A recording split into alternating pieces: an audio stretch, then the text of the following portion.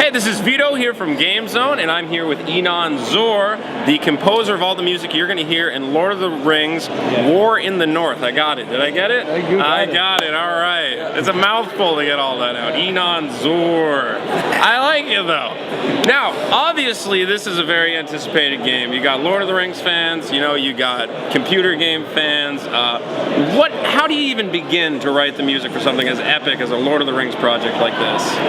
Well, you need to take into consideration that this is not a game off a movie. Mm-hmm. It's a total new franchise that is using Middle-earth and some of the characters, right, but also introducing new characters and introducing new realms, new worlds, new countries, and mainly new story.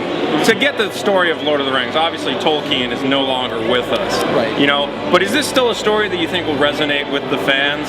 I think that the story is great. I think that what the writers did, they took the Tolkienian idea behind Middle-earth, because it's not enough to try to come up with a story. What they actually did, they really understood deeply the whole Tolkienian attitude toward story. Right. And they brought us this kind of a very intense, dark, psychologically, but also full of action,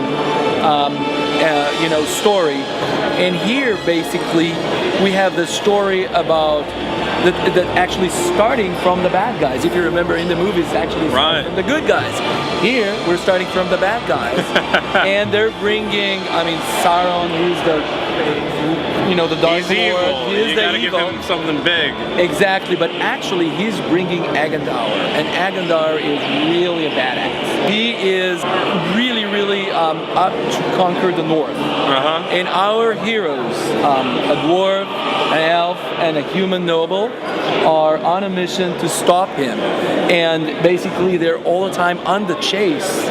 So the whole game is about chasing. So they're chasing him and his destruction, and then he starts chasing them. And inside the whole thing, we're bringing a whole new element called Balaram. Okay. And Balaram is an eagle, and this eagle flies around and saves, and it's an amazing character. Wow. So there's a lot of drama there. Now, given the presence of these bad guys in the story that we're seeing, is there a lot of darker tones to the music you're bringing? This game, unlike the other Lord of the Rings games, is rated M. Wow. And it is darker, and it's in some places gruesome and cruel, and blood and guts and all that. Totally, you can chop things off. But you know what? It's not what you call like a hack and slash game. It's not over the top. Exactly, it's not over the top, and also there is a strong story behind it. Now, what would you say, the difference, when working with the Lord of the Rings franchise as compared to, anything that's come before it? I think that we're bringing here a new depth.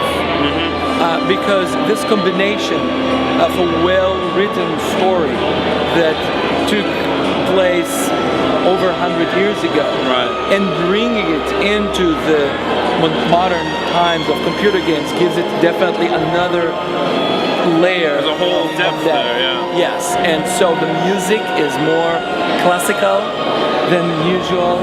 It's more orchestral, and it's different than what I did so far. Well, it sounds beautiful.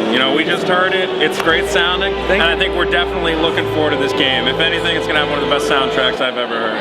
Thank you so much. Thank you so much for talking to us. All right. One more time, the name. Inon Zur. Inon Zur, my buddy. Thank you very much.